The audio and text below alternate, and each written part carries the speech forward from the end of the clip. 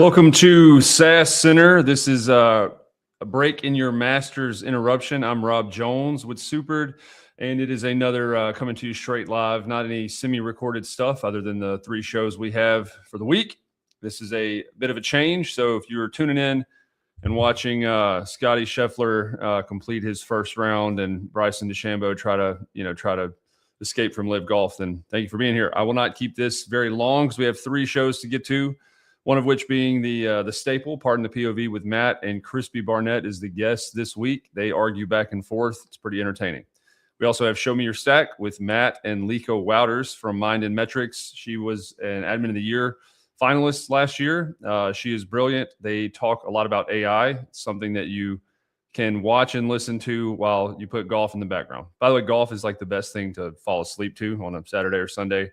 Don't fall asleep during these conversations. Finally, we have Crispy, again, he was kind enough to talk to me for Numbers Known. It's a quick 20-minute discussion about what makes top performers, and it tells the story of 3 numbers that motivate them. As a spoiler, he spent 18,000 hours. I think he said he logged 18,000 billable hours on Upwork before he's now an exited founder. He's a CRO at Zipsio, former coworker at Supered with me. So good stuff. We will start off with that and get right into it. Pardon the POV. Here it is.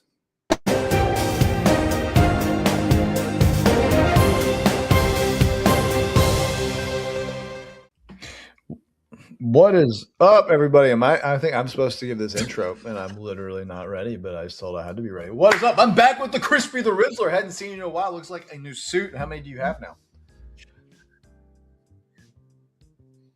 How many 20, do you have? Probably. Yeah 20. Small combination. Small combination. So if you have 4 ties, 4 belts, 4 shirts, and 4 jackets, you have 4 times 4 times 4. What is that math real quick, Crispy? Whoa, 64. Our host Rob did it 1 second, like a millisecond faster.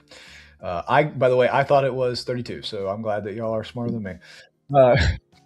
So Crispy's already won today, so appreciate you. Let us get started. Rob Jones. Question 1.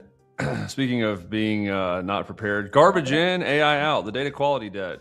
Here's an uncomfortable truth about every AI initiative in your LinkedIn feed and inside your revenue organization. It's only as smart as the data you've been feeding your CRM for the last 3 years.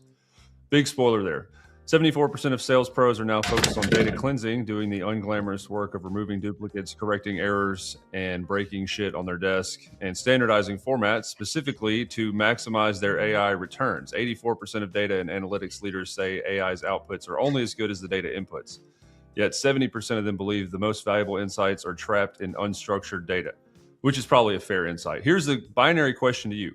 Most companies are not ready for AI in sales, and they should fix their data before they buy anything else. Agree or disagree? 3, Disagree. 2, 1. Disagree. Ooh.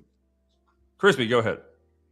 Yeah, most companies are ready for AI in sales in a way that evolves over time and complexity. AI is very helpful in helping to solve the data issue in terms of if it's clean or dirty, number 1. Number 2 is the lack of data quality can actually expose opportunity for usage in AI. We see this heavily with customers, and actually we use Super to do this the most with our customers as well. It's like clean the data, and then you get to an evolutionary point of having more advanced AI agents or systems that run in the business, such as better forecasting, such as close loss analysis, such as value prop analysis, stuff like that. Those things are only possible whenever you have the clean data, and agents can help clean the data up in the beginning. So it's more of like simple use case, clean the data. Secondary use case is evolving into the more complex things in the sales process. Yeah, waiting until your data is ready is like waiting until the roads are perfect before you buy a car. Like AI can have an immediate impact right now. I'm using AI in our sales process, and our data is not correct in 3 distinct ways. I auto create our pipeline today when I have our pipeline reviews, able to look at very quickly because you have your period. Number 2, I'm using it to validate and give rankings on forecasts that I'm giving to validate. And number three is when I do my call reviews, I use it to grade every independent call review with my rep before they send it in. These are all things that don't require any historical data. They just require the data in the last 2 weeks. And if you start making good data today, what happens tomorrow? You have better data tomorrow. And then Crispy's point is AI is really good at cleaning up data. And their tools.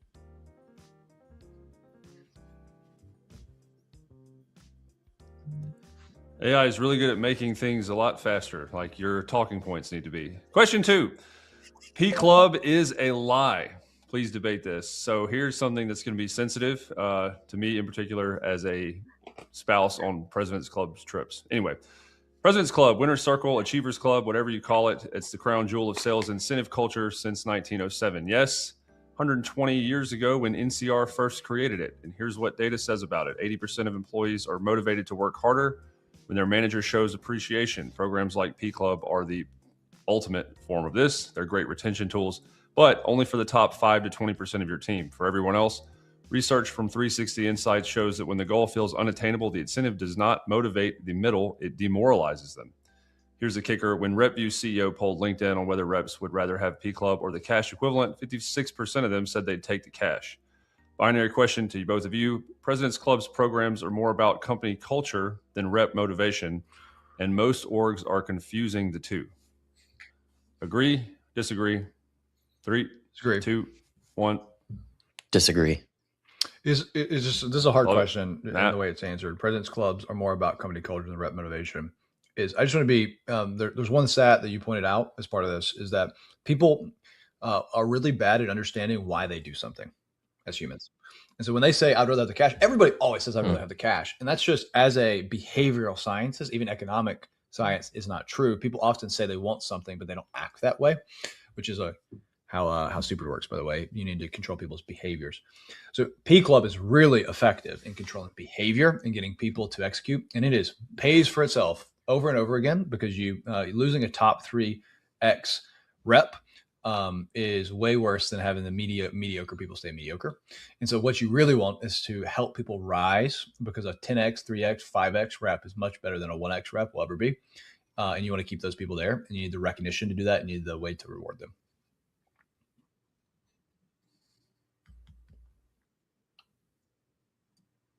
Crispy. I agree. I mean, President's Club, I think I mean, if you think about someone who has ever won President's Club, they carry it around on their resume forever, where they say, hey, I'm a 3 to 5 time President's Club like attendee for these companies that I've ever been part of. And really it translates to a direct data point in sales, which is I have surpassed my quota time and time again over time is really what that means. So it's not about company culture. It is about rewarding your top performers that are going beyond their expected number that they're supposed to hit. So it is not a company culture thing at all. If anything, it's a let's celebrate those that are top performers to show that everyone else gets to rise. You're making me. I know we're not supposed to go long. I'll just reiterate this: is President's Club is almost to the extent it is become for a sales professional. It is almost like what soccer awards are, or like these awards that transcend the art. Like, hey, I won this award this many times, and it transcends to your next job, as Crispy said. I think that's what's important because I know what President's Club means for anyone who's ever achieved it. I know it, and it will go to your next location. Yep. This was a good question for the both of you. I award points to both. Question 3, promote the producer, break the team. Seems like a natural kind of transition with P Club and next jobs and all that.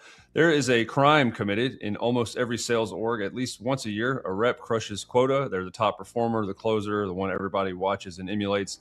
And then leadership decides this person should be a manager, except great at selling and great at developing others who sell are neurologically, physiologically, psychologically, they're different skill sets. The research on this one is pretty clear. Top individual contributors who are promoted into management without the right development often fail, and worse, they break the culture of the team they're supposed to lead. Meanwhile, the pipeline hole they leave behind costs the org 4 months, if not years, and yet withholding a promotion from your best rep feels like punishment for performance. Love this question. Can't say that enough. Here's the binary to you. Promoting your top sales rep into management is one of the most predictable talent mistakes in a revenue organization. Agree or disagree? Agree. Yeah. But 3, 2. All right. You both already give us answered. Matt, go ahead. A point makes it. The reason I said yes is It is the most predictable mistake you're going to make, and you have to make it. And that's what's hard about this is the reality is individual contributors or managers. One of these things you don't know if you like doing that said function, even if you're trained, until you're doing that said function. And it's sad. Like you might take your individual contributor because you're a small team and you need someone to do, and you don't want to take and destroy the culture by taking someone from the outside. You need someone to rise. You add them in, and they don't like being a manager, and they're not doing a good job at it. And then you end up they end up leaving, going somewhere else. So it's just like, it's a natural selection that's very difficult to manage around. And it is the most predictable mistake any salesperson is going to have. I don't have much advice on how to get around it, except that it exists and know it exists. Crispy. Yeah, I think that the problem set that you run into is mainly the intent of the promotion of your best sales rep is to replicate more of them and have them cascade their knowledge onto everyone else. And that's not how that ever ends up playing out typically. Like usually the best rep, I would say arguably, is not fully aware of what makes them the best compared to everyone else. There are certain traits you can pull from, but it typically boils down to reps are relentless about follow-up. They have great administrative skills, right? They have great value propositioning, messaging, objection handling. There's really, really good sellers. And the intent of the promotion is to promote the best seller to then bring everyone else up, like rising tide lifts all boats sort of thing. That's just not how it works. So you will make the mistake, but the thing to solve for this again is like having a program internally or a multiple processes internally that ensure that everyone is aligned towards the same exact sales process, providing the same exact experience. That is the solution to solve this problem state, not just promoting a rep and hoping that Crispy wins they this cascade one, all their knowledge outward. Say it. You have a better answer than me. Okay. I'm the host. Yes, Crispy gets a point for winning and a point for not interrupting me as I was trying to go to the next question. Question 4 this is another good one. I actually like the rest of these. Hopefully we get to all of them. Question 4, the middle 60% are your actual revenue problem, your real revenue problem. Every sales leader has a story about their top 10%, probably another story about their bottom 10%. These are reps who just get it, the top 10%, by the way. Reps who get it, they run their own plays. They hit quota with a crayon and a phone book. Doesn't matter. Everyone has a story about the bottom, the reps who are on a PIP or heading towards one. Nobody talks about the middle 60, the reps who are there trying, neither stars nor cautionary tales. Research shows that the largest revenue upside in any sales org isn't in the top 10%. They're already maxed out, and it's not in reclaiming the bottom 10% who will likely churn. It's in moving the middle 60 one rung up the performance ladder. Just a 5% performance improvement in the middle of your distribution yields more revenue than making your top 10% even better. So the question, sales orgs should redirect the majority of their enablement and coaching investment towards middle performers, not top or bottom. Agree, disagree? 3, 2, Agree. 1. Disagree. Ooh, finally, not the same answer. Crispy, you're up. Yeah, I come from the world of athletics, and this is a good similar situation that we find, which is do you maintain your top performers and keep them happy, or do you do the middle of the pack? And it's proven over and over and over again in like sports science studies that when you focus on the middle of the pack, you degrade the top performers, and that's bad. Top performers guide the direction and the standard for what everyone else should be at, and enablement needs to be prioritized on those top performers to create more of those, not enabling middle of the road to become slightly better than what they are now. I've seen this tried and tried again, and it just never works. Like top performers need to be, this is why P Club exists, the exact same use case. Top performers need to be rewarded always. Yeah, I think there's a difference between rewarding top performers and where you put sales enablement. I mean, the function of sales enablement is to literally take the middle of the pack and make them better. The best often won't even participate in your sales enablement programs, quite frankly. So it's just like in a soccer team. You manage this. You often like you're going to manage. I disagree with that, but you need something. This is what Super's made for, right? It's like, how do I replicate truly one rep and say here's what makes them best, and you replicate across multiple people, and you hold people to a same set of standard. That's often the issue. It's not that you don't have good sales enablement. It's you're not holding everyone to the same standard and the types of follow-ups and the type of behaviors. So you cascade behaviors and you expect the middle to act like the top. And if they don't, the top remain the top, they get better, and the middle fall off. So it's really how you do it. And so I that's why I say sales enablement is focused on the middle, because the middle will shed or shred if they become the top. I hate that sound. It's great. You know what that time is? Time to go on to the next question. We have time for 2 more. We're moving through this pretty good. I like that you didn't have the same point and you both made good points. I give points to myself for getting good questions. Neither one of you gets a point to Rob. Question 5, buyer has changed. It's my favorite question we've done in the show's history. So I'm going to allow for a little more time and you can interpret the question and the answer a little bit differently, just some context. Question 5, the buyer has changed, has the seller. Buyers have fundamentally changed the game in really every industry, especially with AI. 78% of buyers prefer self-service journeys now. I would argue it's probably higher than that. The average B2B deal requires 12.4 touch points. Buying committees are growing. Typical B2B buying journey is 211 days. That's almost 7 months. That's a long time. 70% of which happens before a prospect even enters the pipeline. They've already decided half of what they think before they pick up the phone or return an email. Meanwhile, most sales training still teaches reps to lead with discovery questions and build rapport on the first call. These are tactics designed for a world where the buyer showed up knowing less than the seller. That dynamic has changed. Information asymmetry that made consultative selling revolutionary in the 1980s and 90s no longer exists because everybody has access to the same information. Here's the question. The traditional consultative sales model is obsolete, and most reps are still being trained on a process designed for a buyer that no longer exists. Agree or disagree? 3, 2, disagree. 1. Agree. Yeah, so Matt, you're up first. I think our agree and disagree are going to be the same points. So feel free to change it, Crispy. So just the point is, the reason I say disagree is the asymmetrical relationship to information is true, right? You now have people, you have sellers and buyers that are the same. But I want to make this just statement. The best sellers will always retain the asymmetric relationship, and that's what makes them great sellers. So this is the challenge of methodology.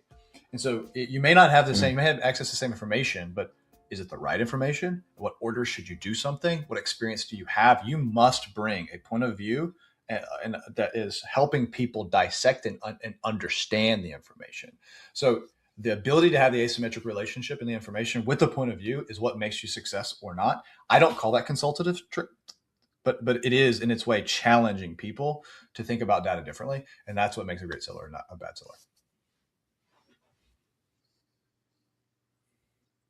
It's going to be hard to overcome. Crispy?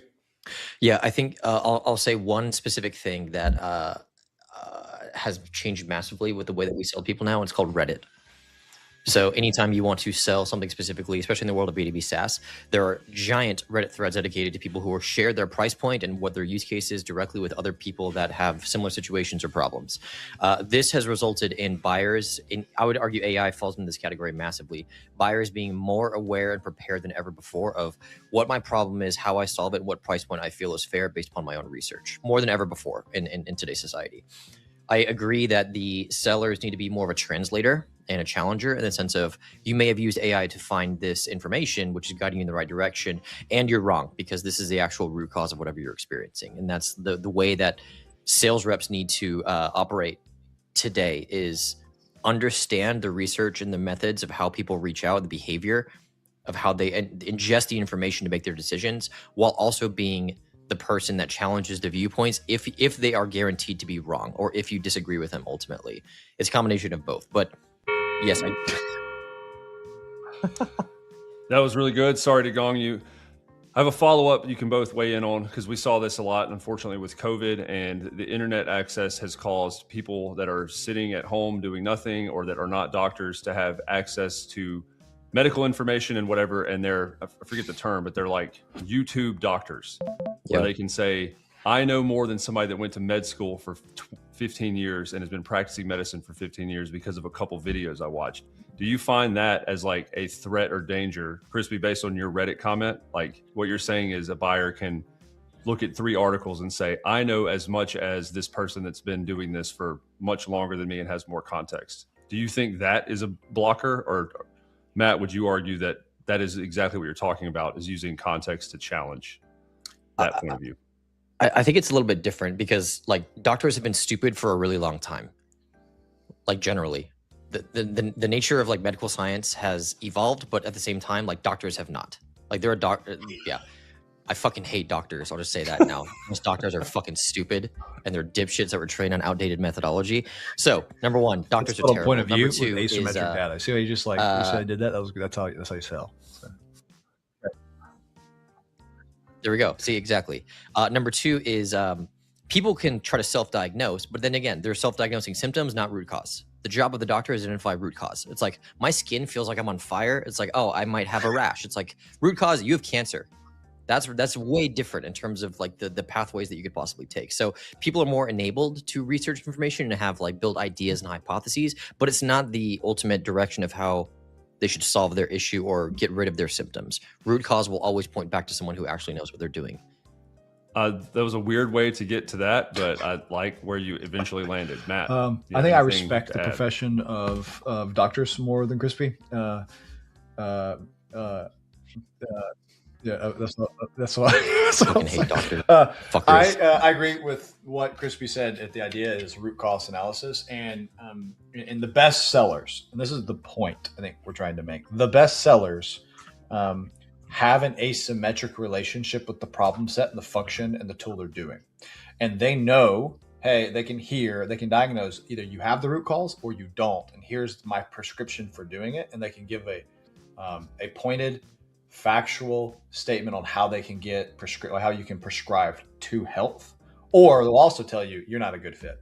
And they're honest, they're authentic, they're knowledgeable, and they have a point of view, and they help you guide you through problem sets. Period. That's what bestsellers always do, always will do, regardless of what changes. Point to Matt, because sellers are good doctors is what I'm hearing, and doctors are important. So shout out to the medical professionals everywhere. We thank you for your service and your time. That is all the time, speaking of time, we have for today. Crispy, I will let you end this episode. Please be kind to the people who took the Hippocratic Oath. Oh, man, I could go on a fucking rant about this, but I'm not going to. And that's all the time we officially have. We'll see you next time on Pardon the POV. Thank you.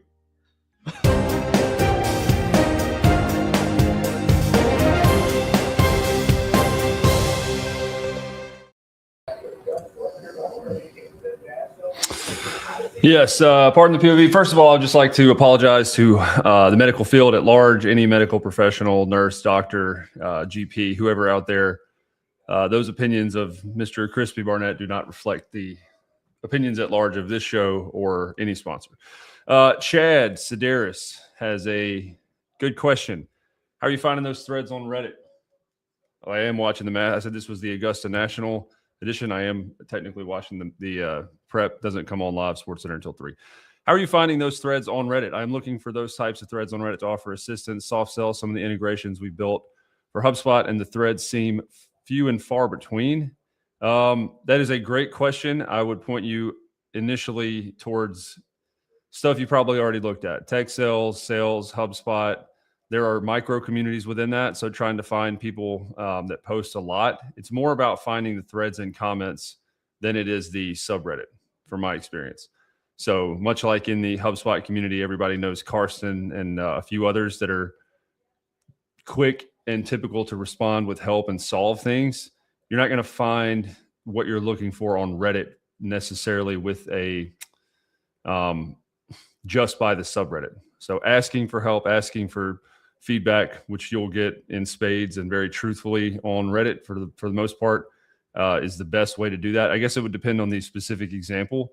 Types of threads on Reddit to offer assistance, soft sell.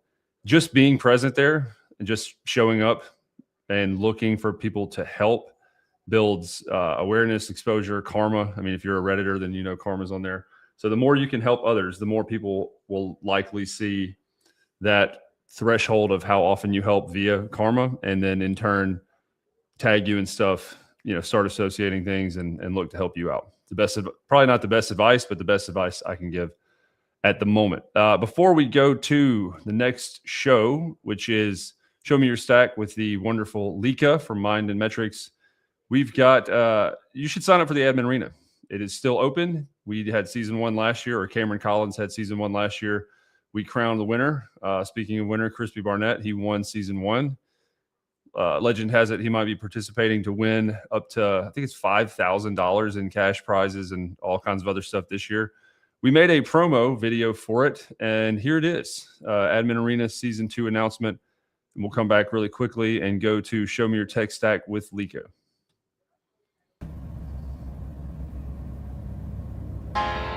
Yo, look, not just an admin. I'm way more than that, so please listen. Don't call me an admin. I don't give a fuck what's on the job description. My entire function is removing friction. When it comes to problem solving, call it an addiction. With conviction, I can say I get shit done, and here's a bold prediction. I will be the one to get the notifications. Where's our sales documentation? Can you fix this automation? People call me when they're on the brink of devastation. I'm the plug for operations, process is my occupation. And I do firework, call me Katy Perry. I'm everybody's favorite, call me Ben and Jerry's. I do magic in your portal, I'm a wizard, Harry. And I keep receipts to back it up, Terry. I architect the systems, call me Frank Lloyd Wright. I'm badder than the baddest, call me Iron Mike. There aren't that many like me, call me prototype. No, you do not know my value, call me Price is Right. But don't call me an admin. I'm more than that, more than that, more than that. I'm not just an admin. Don't call me an admin. You call me in to help your teams with adoption. My training is so fire, failure's not an option. But I do more than just my nuclear knowledge dropping. If the process is the double swirl, then I'm the topping. You call me just an admin, what, disposable? Tired of terms that mean less cause you know it's bull. Yeah, the reps fill up the pipe, I make it closable. For a C-suite that has all thumbs, I'm opposable. I'm a specimen of talent, call me Wimbenyama. And I'm loaded with surprises, call me Luke Lama. I am very versatile, call me Henry Fonda. And I squeeze out inefficiencies, call me Anaconda. I deliver quickly, call me FedEx. I build fire in HubSpot, a young dog mesh. I provide direction for you, call me GPS. You can call me hero, but don't you forget. Don't call me admin. I'm not just an admin, I'm more than that, more than that, more than an admin. Don't call me an admin, yo, don't call me admin. I'm more than an admin, I'm more than an admin. Yo, I'm not just an admin, I'm more than that.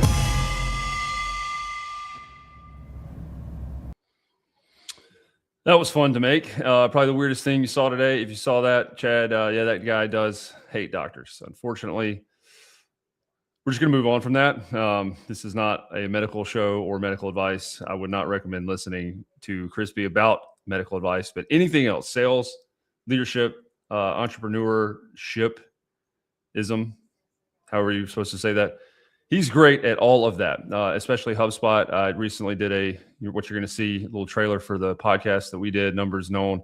He spent 18,000 hours, billable hours on Upwork, which is insane. I think Mark Twain or somebody said it takes 1,000 hours to master something, makes him an 18x master. Speaking of masters, we've got Lica and Matt's discussion revealing her tech stack coming up right now. This is Show Me Your Tech Stack with Matt Bolian and Lica Wouters.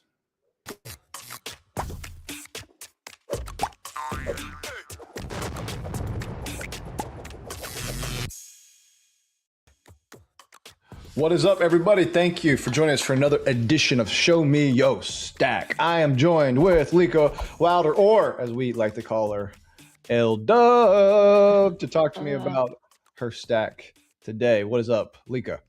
Hey, bright and early. Daylight savings just happened, so still feeling a little funky on the time, but all good, man. Ready to talk tech. Ready to talk tech. Before we talk in tech, Lica was telling me she was very angry. I've not sent her a supered hoodie, so perhaps that changes. So Lica, thank you for joining us. Before we get started, let's do a quick overview of what led you to this conversation, because it's like how you got here, but also what do you do day in and day out? What do you think about?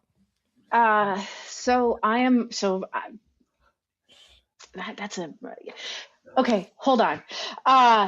So people that have been following Supered and have been following my story kind of know that I had a setback way back when, like, and then on Inbound already 2 years ago, I was talking about comebacks, and so I had an agency of a bunch of people downsized, and ever since then, I have been building back my agency in a very AI forward way. So what keeps me up at night are the AI processes and trying to define what agencies look like in the near future. And that's what I've been working on and looking to share some of my work today. I am excited. So what brought Lica, she shares pictures of her AI agents. She has names for them. It's just pretty. When it says AI forward, she is. I think people that there may be a competitive advantage for people that don't have large teams because they can adapt faster in this world. So I think Lica is on the forefront. Wanted to bring her onto the show so she can, because I think I wanted to learn from her, quite frankly, and just have this conversation. So Lica, we're going to go through your top 5 today. Mm-hmm. And we'll just talk through these. We'll talk about use cases and why. Feel free to add a 6 if you want to. What's your what's your number 5? Or maybe 6. What's your number 5? Well, I'm going to start with 5, and we'll weave in 6 because it does influence. But 5 for me is going to be Slack. Remote teams. I need communication.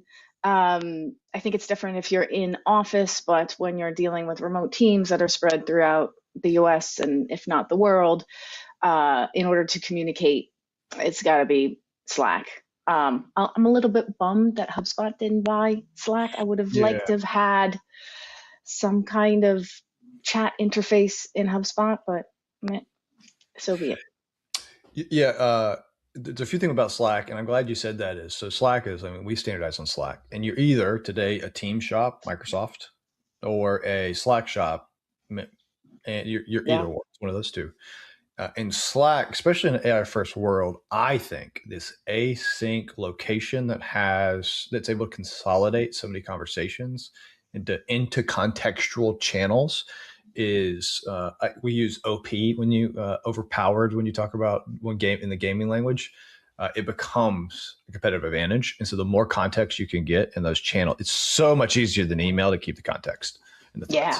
Yeah. So perhaps that's part of the story you'll be telling on this. What's number 4? T-Metric. It is my time tracking program. I think in the name Mind and Metrics, I've always had a desire to track.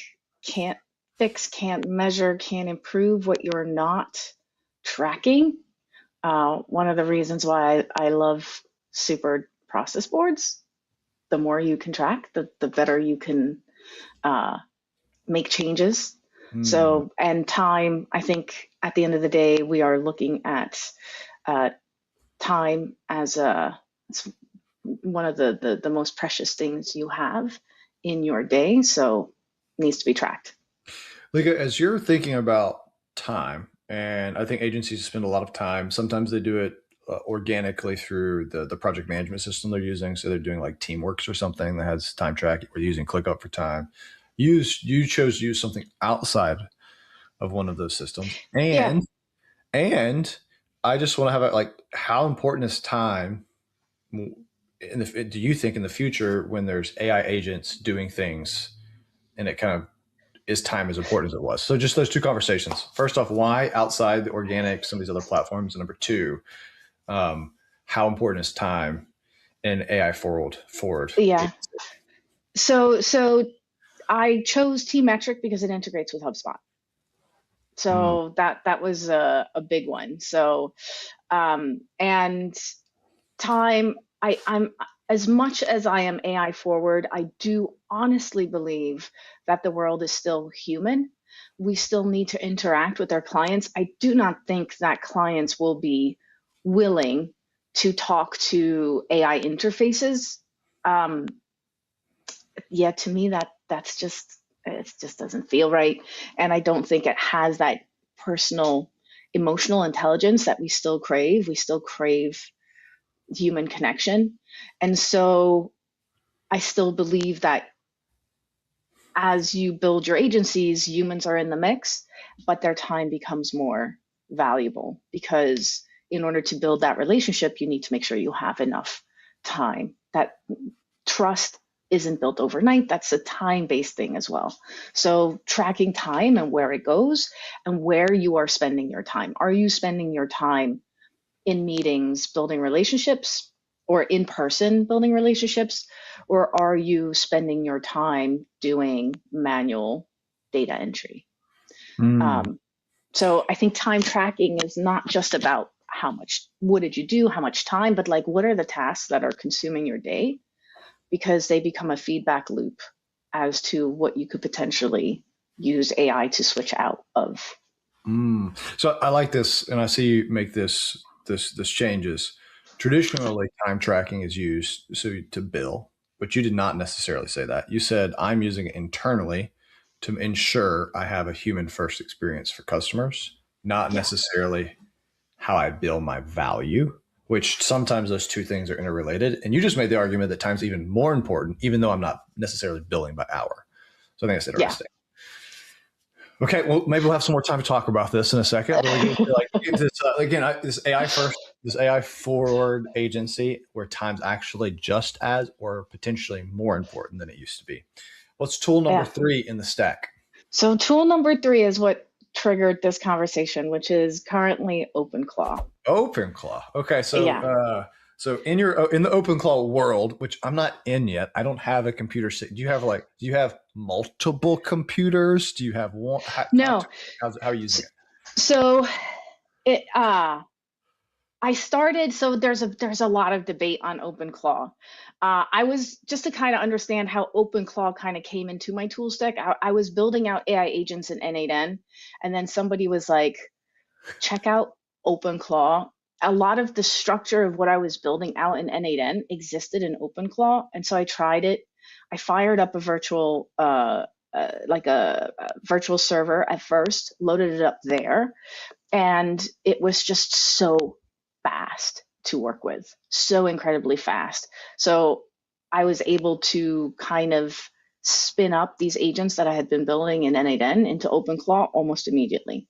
And I did that on a virtual server. And I'm still, after that, there's this argument of like, you should go local. It's cheaper, it's easier. But from a agency perspective, local, the idea is great. But I've had my systems break too many times. And this is one of the benefits of being small, because if it breaks, the chaos is on me. If you're building this in a large enterprise and it breaks, the chaos is on everybody, and it's just a nightmare. Like, that's when people leave your company. But because it's just me, I'm able to break things and still be okay. And so because I've experienced the pain of things breaking, I do not want to build an infrastructure that's completely local, because if my internet goes down, which it sometimes does, it's like all your employees calling in sick. Yeah. Which is rough. So then what are your options? Okay, have different Mac minis all over the US with different, which is also like a really rough way to handle it. So I ended up building it's hybrid. So I have a skeleton crew that's on a virtual server, and then I have stuff on Mac minis. I have one Mac mini. I don't have multiple. What's one? Just we can go to one, because I bet there's a lot of people that have lots of questions about OpenClaw. What's one use case that you're using to provide value for a client? Or let's do one for a client, one internal, and why OpenClaw is number 3 in front of Slack and time. Yeah. Well, I'll start off with internal, and that is the ability to have conversations with my HubSpot admin agent. The amount of cleaning that I have done, like database cleaning with this agent, is just a killer. When you use the word database cleaning, what do you mean? So, like, for example, I use Claude a lot, and I did a full, I rebuilt all my lists, and it rebuilt my folder systems, and it made everything right. I'm assuming you're doing a lot more with an OpenClaw Yeah. free system. Yeah. Yeah. So I guess I should have put Ask Elephant on my list. Shout out to Ask Elephant number 7. uh, but yeah, because I was using Ask Elephant for all this unstructured data, it has to be associated to the right bits in order for it to you then be able to run AI on it. And so the way that I was set up in Ask Elephant is that it was like putting it to the meeting, but the meetings are sometimes to a deal. The meetings are sometimes to projects we run. Sometimes they're to vendors that we are with, and setting up those associations was for us just a manual click. But now I can go in, I can say, hey, what meetings are not associated to XYZ, and it will go and associate. So we use T-Metric. T-Metric puts all our times back into HubSpot. And then because I'm not on Enterprise, I'm on Pro, I'm reusing some of the object library objects that are there. So yeah, so they don't come with some of these natural associations, and I literally tell it to go associate based on reasoning. So you have an OpenClaw internal. Let's name what's this one's name? I'm sure you have a name. My HubSpot admin, Paul. Yeah. Okay, so Paul goes in, and when a meeting occurs, it's going to Ask Elephant, I'm assuming, or it's going. No, well, there are many things. Okay. There are many things that are happening. So there's so much to talk about here, and I could talk about it for hours. But let's keep this one, because I think this is a very useful one. Hey, I want to be able to associate all my meetings to know if I have to be able to track time. So what's happening there? So Ask Elephant does some of this automatically because I've got it web hooked in, but they're fringe use cases, right? Like that deal that's actually in a sales process, but is with a recurring customer. Yeah, it has a deal that we're trying to do a new project, expand the scope. However, we're running an active project, and it's actually a project. Where do you associate things? Yes, exactly. And so it will decide, and has not failed yet, on how to associate, because some of the more basic automations are, it's like, well, if lifecycle stage is customer, then associated to, right? And you're giving it these kind of basic logical things based on these switches that exist in HubSpot. Whereas if you run an agent, it's able to decide based on the entire context to figure out where it needs to go to. So, so this is one, Paul, and Paul intuitively puts the meetings in the correct location, makes the correct associations, which is really helpful for current clients. I mean, there's a really good use case. That's a common issue. What's number 2? We're still in OpenClaw. What's something external? Just one use case that's external. So executive assistants. Being able to look at your Google Workspace, and right now where it's more Google Workspace, I haven't set this up for Teams. It's just Google has a much better API, MCP, so Google's just able to just do more. And having for business owners, having a executive assistant that will triage emails, I do not believe in emailing or having agents email directly. So I always have them create a draft. So at the end of the day, the owner can come in their Gmail, and there'll be a series of drafts that they have to go through, QA, and then send.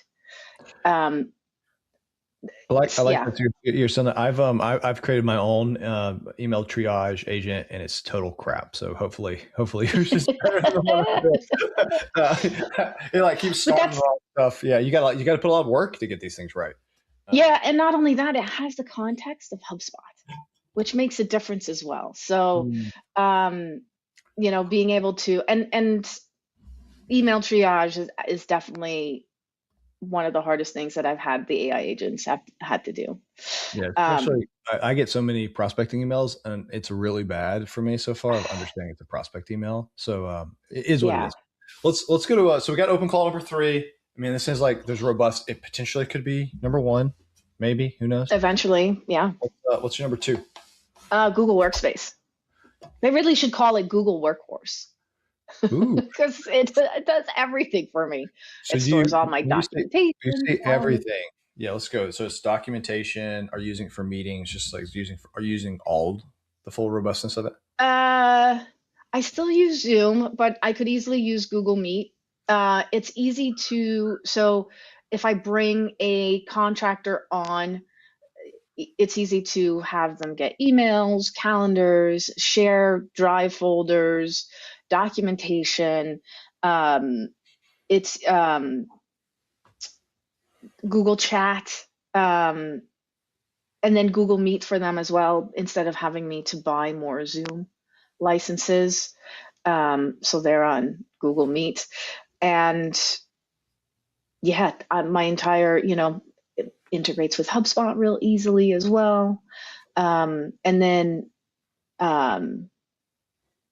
the Google Drive connector for Breeze is really powerful also.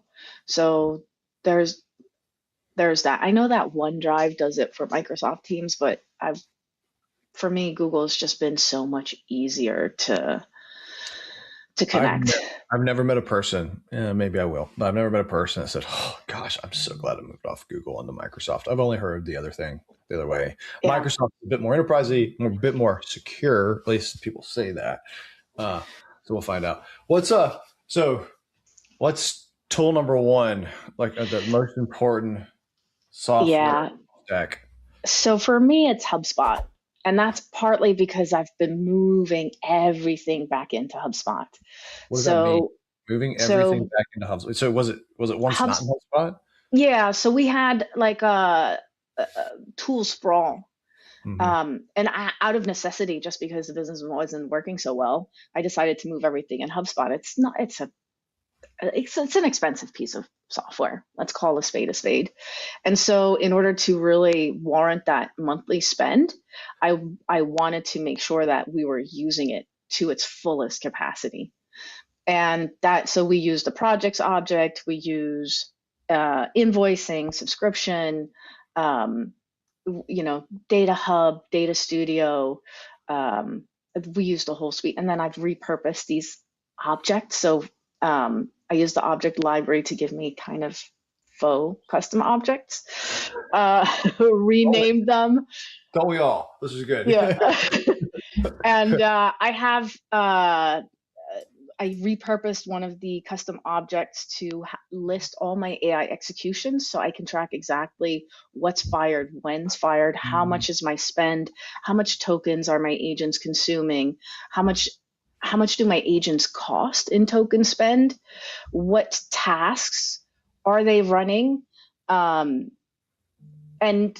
that's actually kind of going back to my 6, which is Supered. And I think this is something that we've talked about at Inbound, which is business process.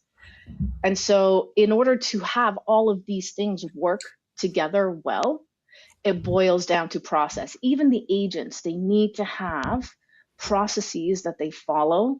And I track that. Like, super process boards track the human side. And I use just tech to kind of build the AI side of that. I use a HubSpot object for that.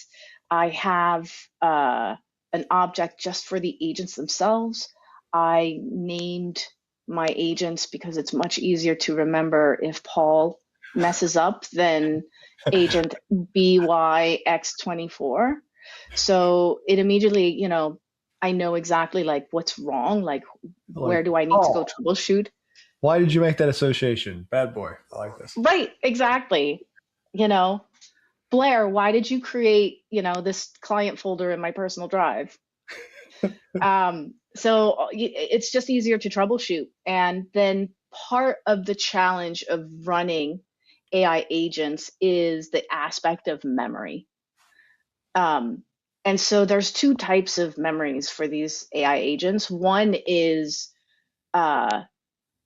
memory that builds expertise, the self-learning aspect. So you need to write back to something in order for the agents to learn. So we use HubSpot for that as well. So the agents can pull their own learnings back from HubSpot. And then just this dynamic data that lives in your system, which is HubSpot. What your clients are doing, what deals you're working on, what are the interactions that have happened with humans, what are the emails that are coming in, what are the emails that are being sent out. All of that lives in HubSpot, and you can hook your AI agents into that. So yeah. So, Lica, thank you. I'm gonna go over this top 5 that I just. We'll go through 6. 6 is super. Tool number 5 is Slack. Tool number 4 is Time Tracker. Tool number 3, OpenCall. Tool number 2 is Google Workspace. Google Workspace. Who is a big one. And then tool number 1 is HubSpot. Yeah. Well, Lica, I appreciate you sharing the time. I thought it was really cool to hear from AI Forward Agency. If people want to continue this conversation with you, where can they find you? On LinkedIn, LicaWouters, my handle. Catch me on the Super Slack channel as well. Yeah, and LinkedIn mostly. Well, Lica or L Dub, appreciate you coming on, sharing your expertise with everybody. Thank you. No problem. Everybody, stay awesome, keep doing it big, and never, ever, ever stop believing. Adios.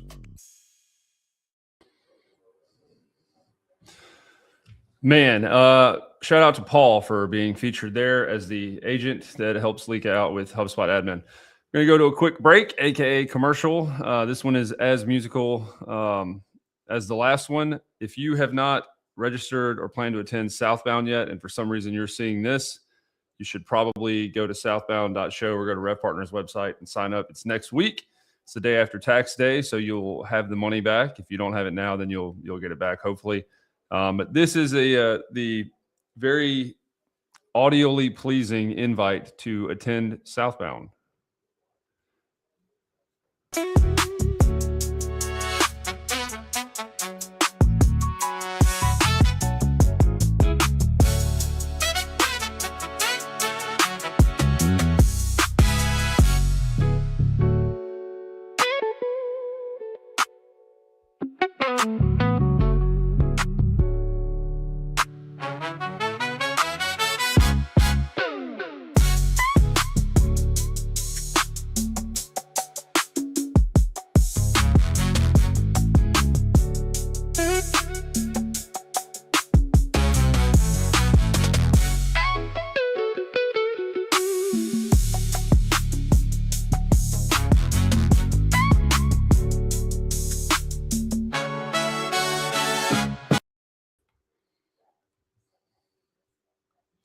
Yeah, Yamini, CEO of HubSpot, Varun, CEO of Clay, Brendan Tollison, CEO of Rev Partners, in an event hosted by and put on by Rev Partners. Jen Allen Knuth, Rachel Else Downey, Devin Reed, Brian Croy. I mean, it is a who's who of a lineup.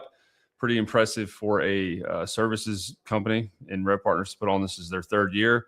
I've been every year as I used to work there. It is phenomenal. Spoke with some people that said, kind of shockingly, they could not believe it was the best conference they'd been to in some time, because they go to a lot of conferences and it just was mind-blowing. Again, not for me, but my job last year and carrying into this year, even at Super, is to interview guests about the experience and kind of what they liked, what could be made better if we were to do it again, or if Rev Partners was to do it again.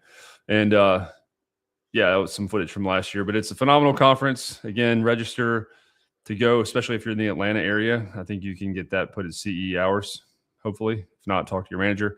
One more quick promo before we end with this top performer podcast in Numbers Known and Crispy Barnett for a second time today. Sales enablement should be in whatever you're doing, in the moment, in the nick of time, in the workflow. Interestingly enough, it starts with an EN, which is just confusing to me. EN, if you're thinking about immigration, is away from. So enablement takes you away from where you are. Think learning, training modules, wikis, documents, whatever. Should be in the flow of work. And so we are doing, Super is putting on a webinar on April 21st, which is a Tuesday at 11. that discusses some findings and research from a massive survey we did, over 200 people, 15 expert interviews, and we found some pretty illuminating stuff. Here is that trailer. This is a trailer for a webinar, mind you. As soon as the top performers go, the secret sauce or the magic really kind of like starts leaving organizations.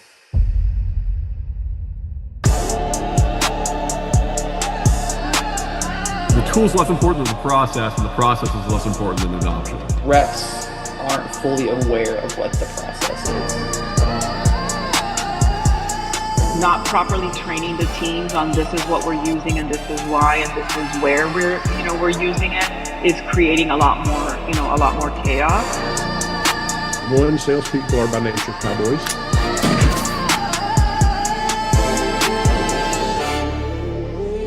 Good processes need to be guardrails, not scripts.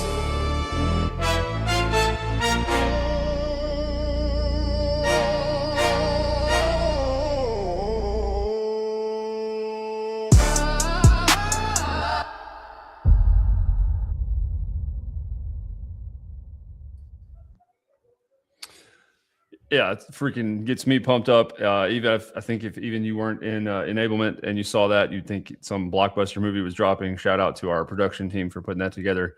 It's going to be a great learning experience. Interestingly enough, one of the tenets of that is knowing better doesn't mean doing better. So there's learning by doing, I think, is exceptionally important. And key stat from this is we found that 89% of people had a defined process, while only 36% of people followed it as designed. That is almost, the Michael Scott scene from The Office, where I'm sure 100% of people have some sort of emergency process or no CPR, and 2/3 of them don't follow it. So if you do CPR like Michael Scott did in The Office, that's what your sales team is doing to your process, just absolutely butchering the hell out of it.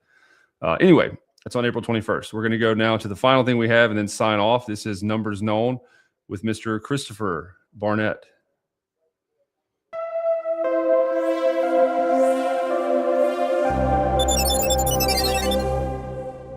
Welcome back to Numbers Known, a show where I always feel weird talking directly to a camera, but we are here with a top performer. This show seeks to say two things. One is that top performers know their numbers. Two, Crispy Barnett is one of those people. We just want to know the people behind the numbers and maybe why those numbers. Crispy isn't your birth name. I know you just explained this on LinkedIn the other day, but can you tell the people the story behind Crispy Barnett? Yeah, so I played on a soccer team where there were 3 guys all called Chris, and one separate dude had my last name, so you couldn't default to just calling everyone by their last names. And so it was Chris B. And when you're running around a soccer field, it quickly turns into Crispy. And then I kept it ever since and have used it sporadically, but now I have fully adopted it. I like it. One of my favorite YouTube clips of all time involves a pig named Crispy Bacon, which I tried not to work that in when we were at Super together, but yeah, Crispy's good. I every time I try to tag you in something, it brings up some chicken franchise or some whatever, and I got to scroll to like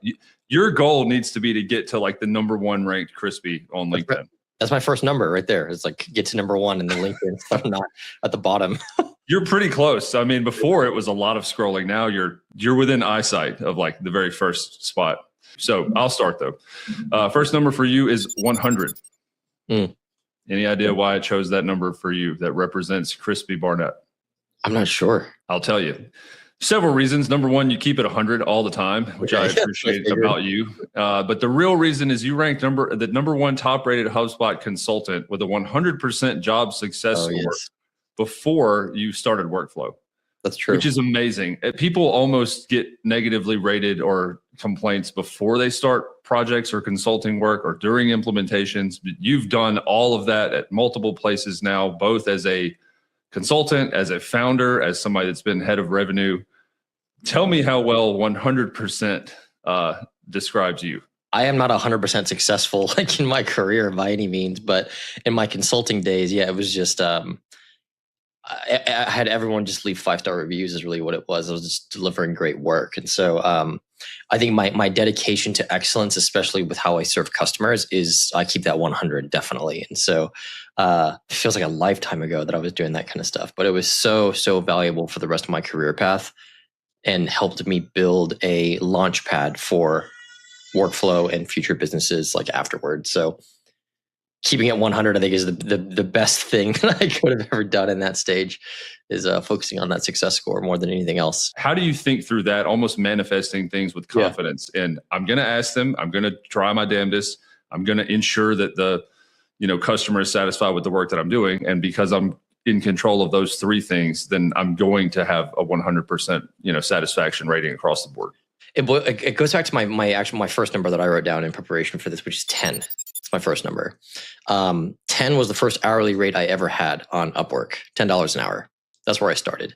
Like nothing, you know what I mean? Like it's still nothing, The idea and the concept that worked for me was I needed to treat this as a snowball and deliver great work, because the review itself was more important than the $10 per hour, because that was going to create credibility, which allowed me to upscale and grow that hourly rate.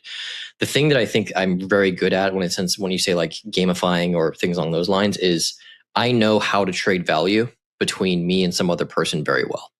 In the sense of, I will can you give me a review? I will do X, Y, and Z, and let's agree to a meeting point in the middle to where I get what I want and you get what you want.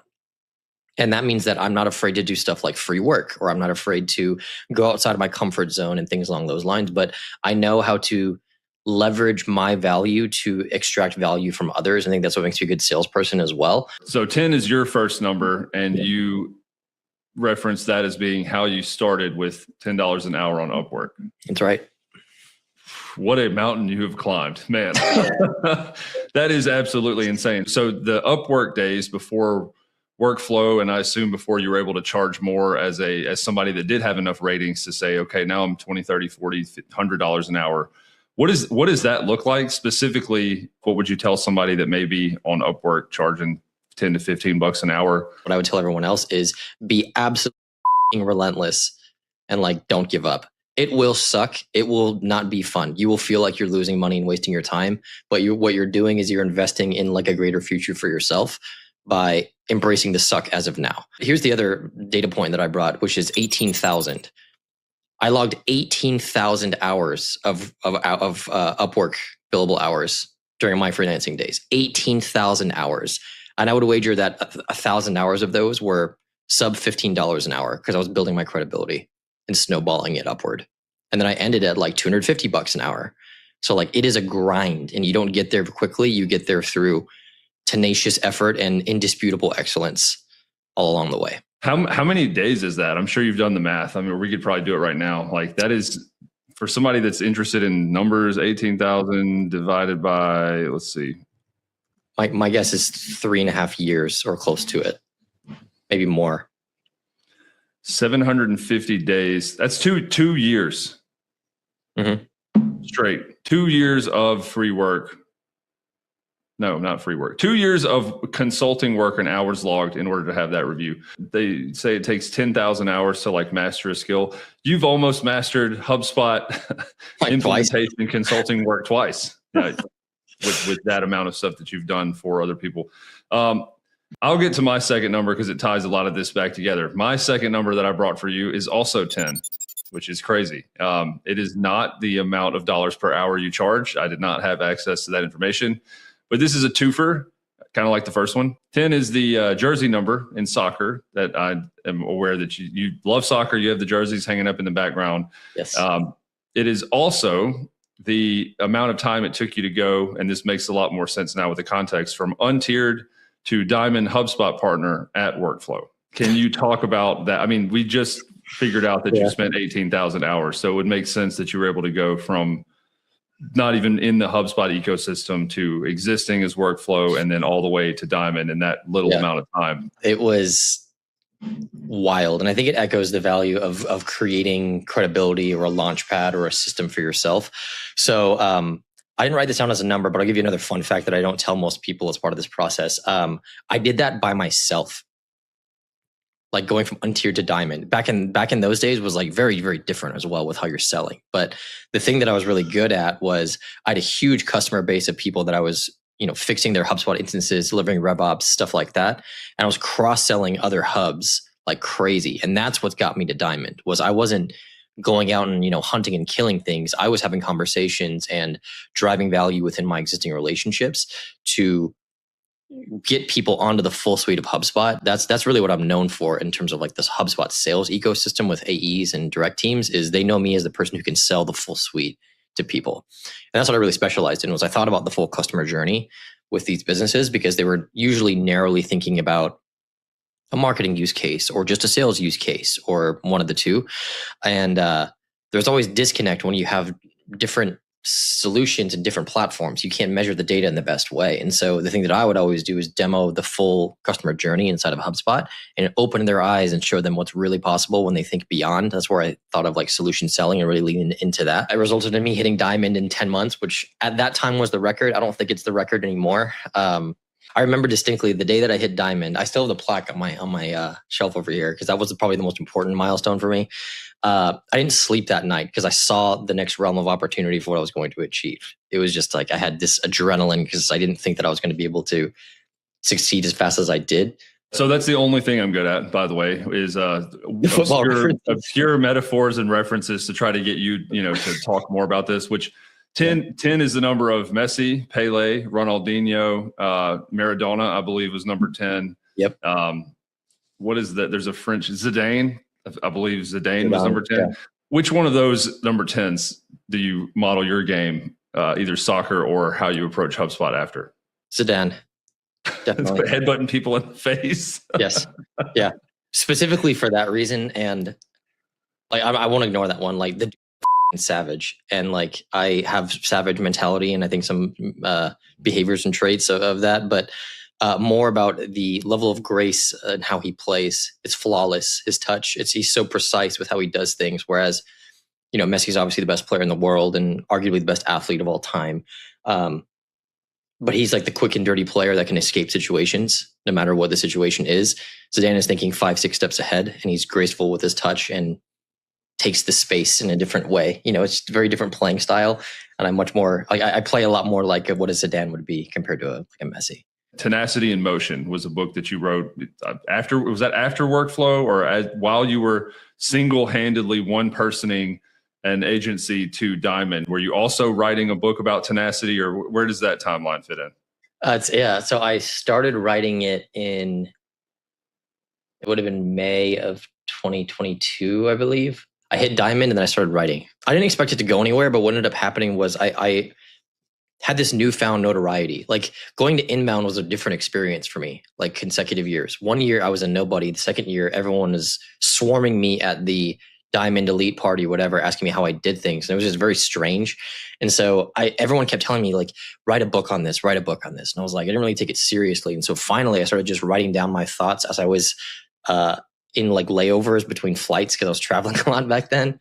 And it ended up becoming kind of a guide to building like a service business, a professional services business around tech. And so the driving force behind that was no one helped me along the way. And hated it, and I had a really bad experience where I asked someone to help and they told me to off basically.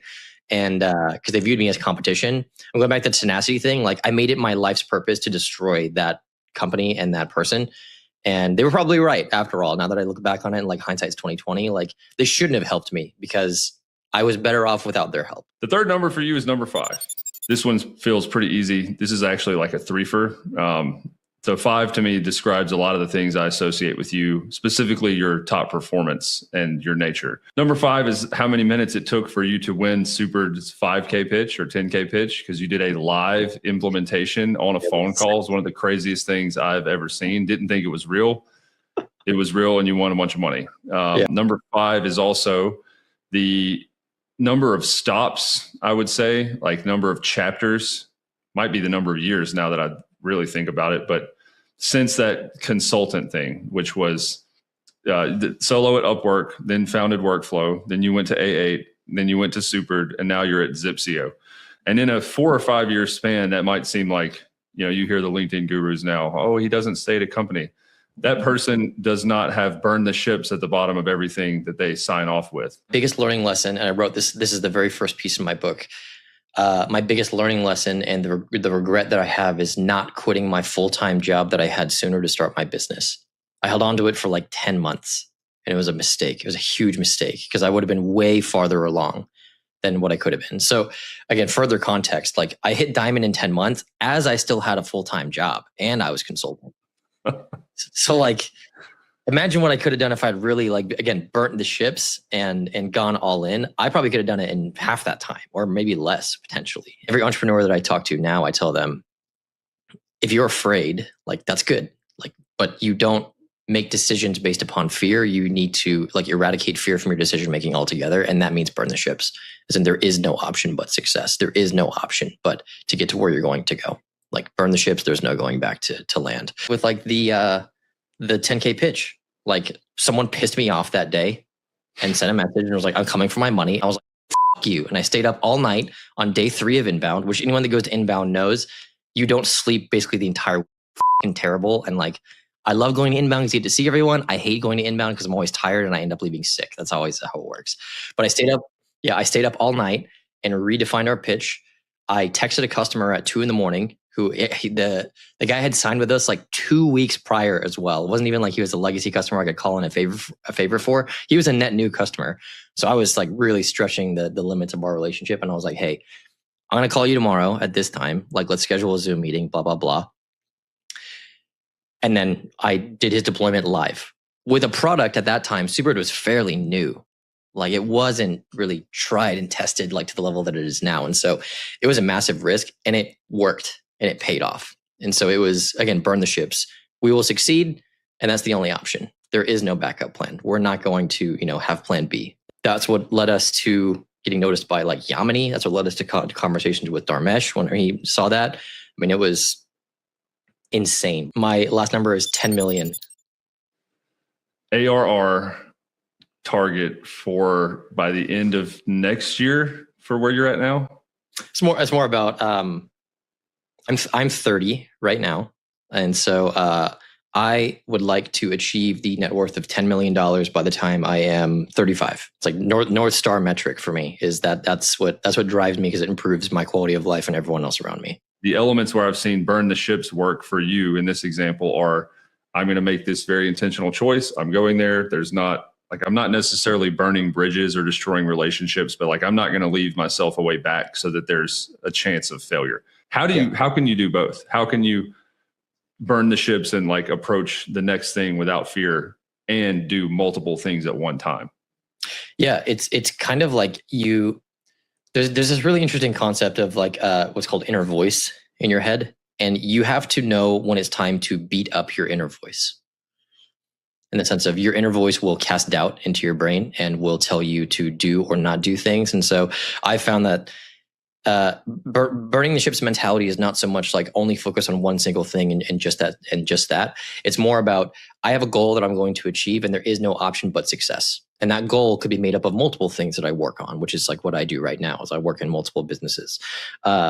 The thought process that I have is more of, I am going to burn the ships in the sense of there is nothing that will distract me from my goal, even if it's something that's net new and exciting. I am going to be laser focused on whatever it takes to get to that goal and spend my time just doing those things and nothing else. Any closing statement you want to make? My number that I hesitated to add was 100 as well, actually. And it was because I had this goal whenever I sold Workflow back in the day. It was I want to help 100 founders do something better than what I did. And I think that I'm probably pretty close to it. I don't really keep track of that number. So I think the reason I didn't add it is because I don't want to keep track of that number, if that makes sense. I don't want to cap myself on the amount of people that I can help at any given time. So closing remarks is help me increase my number, anyone that watches, because I have a lot of experience and insight that I can give to you to help make you a better entrepreneur. And it's free as well. Like there's no strings attached. I can attest to that as somebody that's known Crispy since I believe it was your second inbound, but it was me, my wife, somehow Jay Schwedelson, and then you were kind of off at the VIP party and we started hanging out. But yeah, I asked him about 30 minutes before this call, like, hey, we have an opening time. Here's the prep. Here's the questions. Be ready. Prepare yourself. This would help me out. And then we got this absolute gem of an interview. Thanks, man. I will have this out on, by the way, we have Spotify now. So this will be out for people within the next week or so. But I appreciate it.